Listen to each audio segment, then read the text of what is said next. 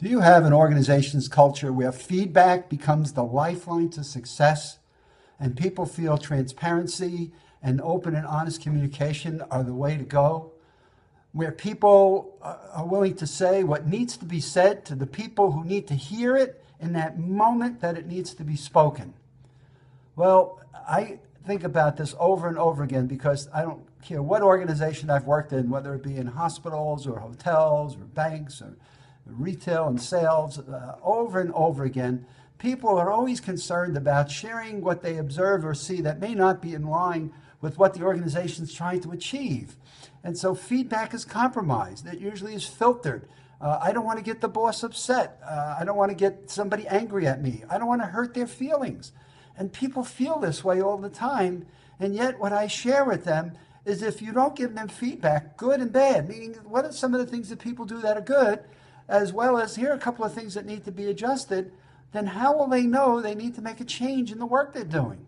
And so would you rather not hurt their feelings and watch them crash and burn in creating something that's not of value or doesn't meet with the company's objectives or priorities and doesn't use people's passion and their heart in terms of coming up with the best solutions? So giving feedback to people that has integrity, that can pinpoint to specific results, is absolutely the lifeline to help people make adjustments. And the best story that I can think about is in working in one of my hospital clients. We were having a manager's meeting, and there was a manager from the transporters, which up until this point in time, transporting patients from one floor to another, or from room to MRI or labs or whatever, wouldn't give the nursing team feedback because the nursing leaders were like, well, they're transport. What would they know about patients and nursing?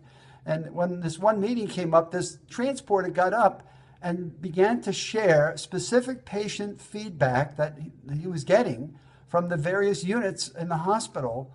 And he didn't get killed for doing that. In fact, his leaders thanked him for doing that. His boss stood right next to him when he was doing it, so he felt like he had a level of protection.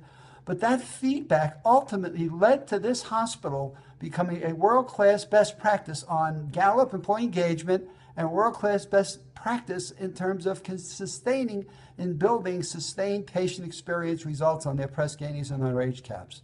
So if people are compromising their feedback system, then how do you know when to adjust? So working to create a culture that does that is absolutely important, and it starts by setting up what we call the big S.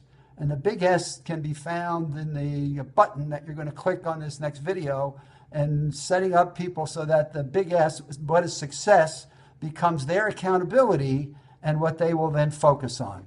So take a look at that clip and see if it can fill in some of these things that clearly will help people become more transparent, more open in their conversations, and call people to an accounting in the moment they see something that's right and recognize them for it, and also cause people to come to an accounting when they see something that goes wrong and needs to be adjusted.